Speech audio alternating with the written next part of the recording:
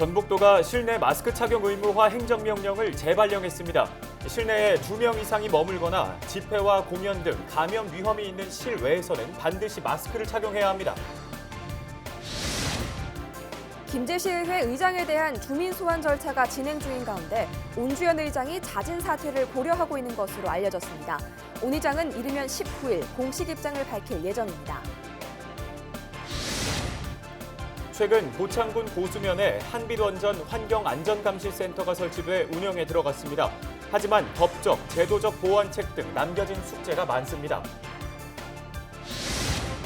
코로나19 여파로 대면 판로가 어려워지면서 소상공인들이 비대면 온라인 시장 지원을 호소하고 있습니다. 전북도가 온라인 마케팅 지원책을 추진키로 해 관심이 모아지고 있습니다.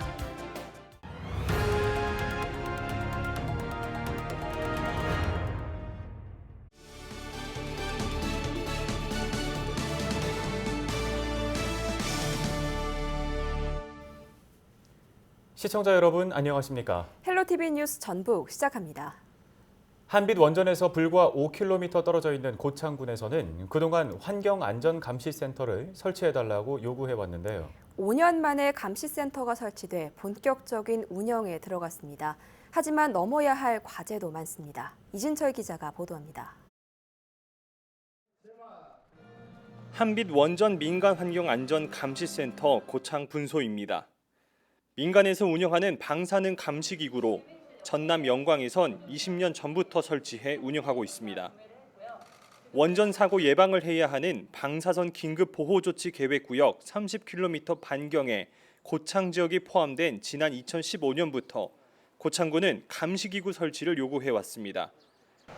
감시센터에는 방사선 가운데 높은 투과력을 갖고 있는 감마선을 검출할 수 있는 분석기가 설치됐습니다. 고창 지역 54군데를 대상으로 바닷물과 토양 등 7종류의 시료를 채취해 계측합니다. 전북 지역에 최초로 설치된 감시기구는 고창 지역 환경 방사선 감시 강화에 도움이 될 것으로 기대되고 있습니다. 지역 주민들에게 그 발전소가 어떻게 잘 운영이 되고 있고 안전한지, 또 주변의 환경 방사능은 어떠한지 그런 것들을 저희가 실제적으로 분석을 하고 업무를 수행함으로써 지역민들의 어떤 불안감 해소 차원도 있을 수 있고요. 하지만 한빛 원전 안전과 관련해 고창과 부안 등 원전 인근 지자체가 받는 처우는 여전히 부족한 현실입니다.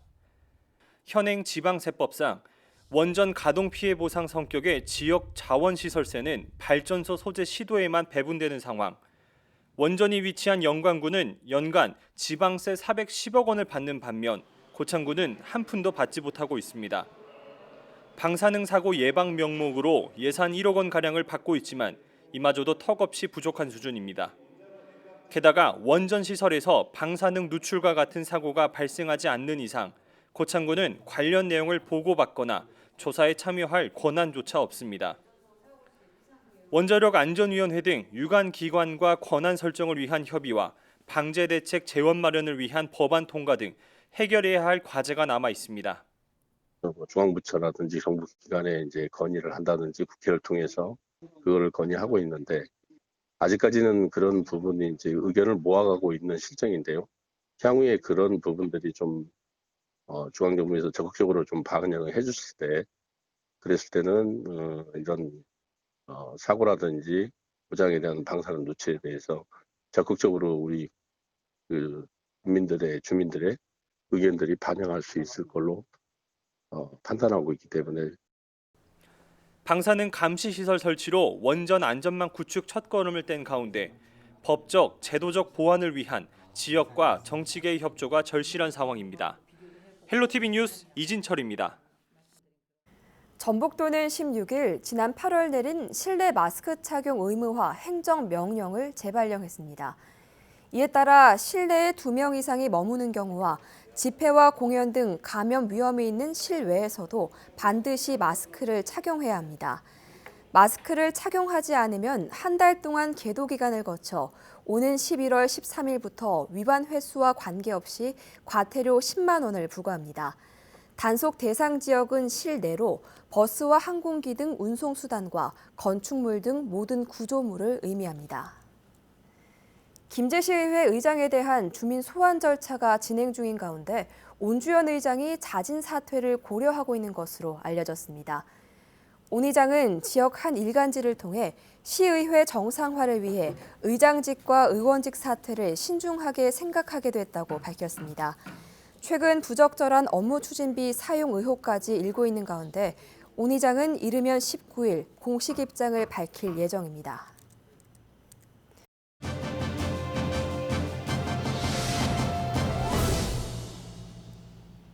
코로나19 여파로 소상공인들이 경영상 어려움을 많이 겪고 있는데요. 갈수록 대면 판매가 어려워지면서 소상공인들이 비대면 온라인 시장 지원을 호소하고 있습니다. 오늘 이슈앤피플 시간에는 전북 지역 소상공인들의 온라인 마케팅 지원에 나선 나석훈 전북도 일자리경제본부장을 김남호 기자가 만나봤습니다. 네, 안녕하십니까. 전라북도 일자리경제본부장 나석훈입니다. 코로나가 이제 장기화되다 보니까 그러니까 경제와 방역은 서로 이제 상충되는 측면이 있습니다. 아무래도 방역을 강조하다 보면 경제 소비 심리가 위축이 될 수밖에 없는 상황이 이게 길어지다 보니까 가장 직접적으로 영향을 받고 있는 소상공인 자영업자들의 어려움을 호소하고 있는 것이 사실입니다. 2009년 그 금융위기 이후 가장 그 자영업자 폐업자 수가 늘어나고 있는 것이 어떤 통계청 통계에서도 확인이 되고 있습니다. 이 자영업자 소상공인들이 가장 쉽지 않은 시기인 것은 분명해 보입니다. 그분들이 가장 원하는 것은 이 실질적인 경영안정 자금을 지원한다든가 임차료, 공공요금 이런 현금성 지원을 가장 원하고 있는 상황입니다. 사회적 경제 온라인 지원 사업은 대표적으로 이제 전문 유통 기업을 좀 설립해서 지원을 해야 되겠다 하는 점과 온라인 판매를 확대할 수 있는 부분, 그 다음에 홈쇼핑 방송 지원 이렇게 크게 세 가지로 구분할 수 있겠는데요.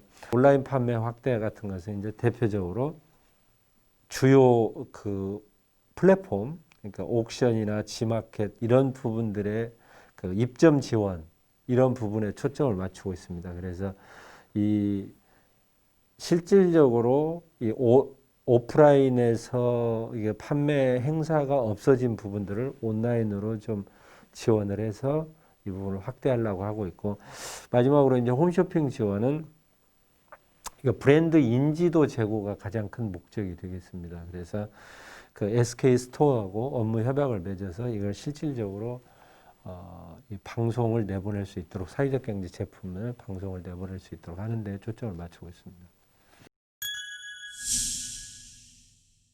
해외 바이어 208개사, 도내 중소기업 270개사를 1대1 온라인으로 연계해서 화상 상담을 추진하고 있는 중이고요.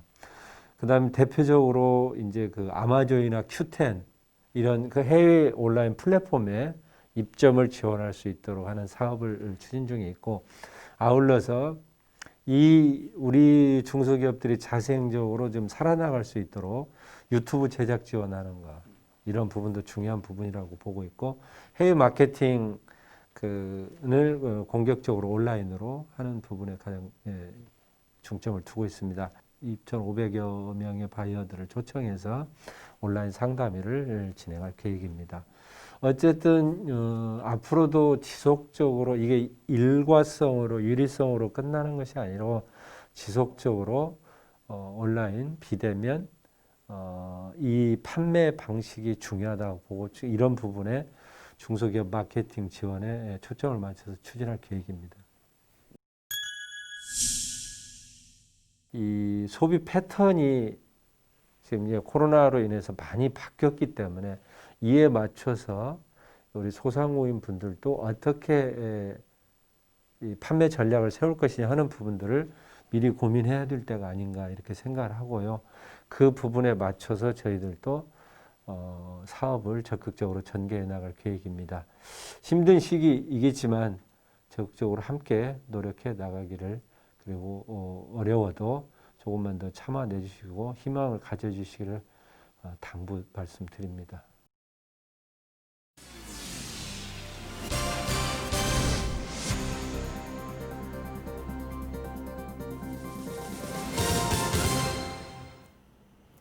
다음 소식입니다. 동료 의원과의 부적절한 관계 논란으로 의원직에서 제명된 전 김제시 의원이 제명 처분이 무효임을 확인해달라며 소송을 냈습니다. 전 시의원 A씨는 광주고법 전주재판부에 시의회를 상대로 소송을 제기했고 그에 따른 통보가 최근 시의회에 전달됐습니다. 시의장 주민소환 추진위원회는 16일 자신의 잘못을 아랑곳하지 않고 명예회복을 운운하는 뻔뻔함에 아연 실색하지 않을 수 없다며 강력 규탄하고 나섰습니다. 지난 15일 오후 4시 10분쯤 남원시 금지면 고리봉 인근에서 발생한 산불이 16일 오전 8시쯤 모두 진화됐습니다. 남원소방서는 지난 15일 밤 9시 20분쯤 불길은 잡혔으나 발화 지점의 고도가 높고 산세가 험해 잔불을 정리하는 데는 시간이 걸렸다고 말했습니다. 소방서와 산림당국은 헬기 2대와 인력 200여 명을 투입해 불길을 잡았습니다. 산림당국은 입산객 실화로 불이 난 것으로 보고 정확한 화재 원인을 조사 중입니다.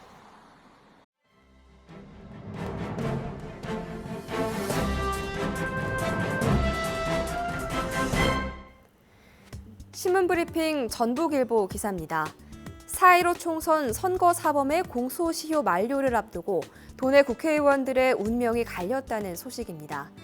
공직선거법 위반 혐의 등으로 고발당했던 의원 6명 가운데 2명이 불기소 처리나 무혐의 등으로 족쇄에서 벗어난 반면 나머지 4명은 재판에 넘겨졌다는 건데요.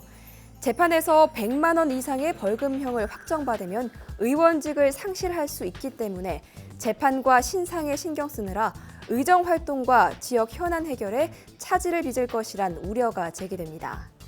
더불어민주당 이원택 의원과 윤준병 의원, 무소속인 이상직 의원과 이용호 의원이 해당하는데요.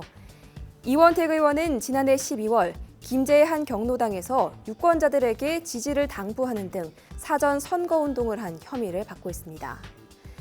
앞서 무소속 이용호 의원도 지난 8일 상대 후보 선거 방해 혐의로 전주지검 남원지청에 기소됐습니다. 윤준병 의원은 정읍 고창 지역위원장을 사임하면서 당원과 지역 인사들에게 새해 연하장을 발송하고 종교시설에서 명함을 돌린 혐의로 검찰로부터 당선 무효에 해당하는 벌금 150만 원을 구형받은 뒤 재판부의 판결을 기다리고 있다고 신문은 나열했습니다. 지금까지 신문 브리핑이었습니다.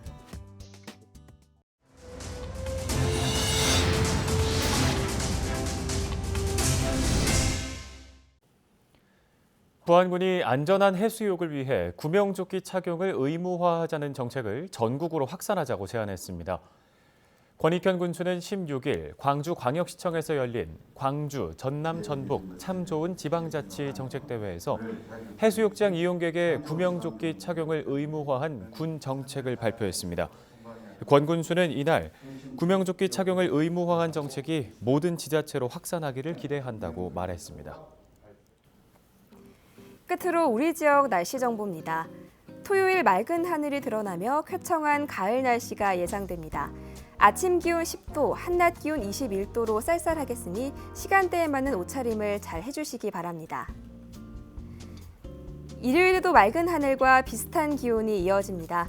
아침 기온 8도, 한낮 기온 21도로 일교차가 크게 벌어지겠습니다. 일요일 아침까지 동부 내륙 높은 산지에는 서리가 내리는 곳이 있겠으니 농작물 관리에 유의하시기 바랍니다. 토요일 지역별 낮 최고 기온 살펴보면 임실 19도, 남원 순창 21도, 그 밖의 지역은 20도를 보이겠습니다. 주간 날씨입니다. 완연한 가을 날씨가 이어지며 맑은 날이 많겠습니다. 건조함이 지속되는 만큼 화재 사고 예방에도 힘써주시기 바랍니다. 바다 날씨입니다. 바다의 물결은 전 해상에서 잔잔하게 일겠습니다. 다만 일요일까지 천문조에 의해 바닷물의 높이가 높은 기간이니 만조시 유의하시기 바랍니다. 날씨 정보였습니다. 헬로티비 뉴스는 언제나 지역 주민 여러분 곁에 있겠습니다. 함께해 주신 여러분 고맙습니다.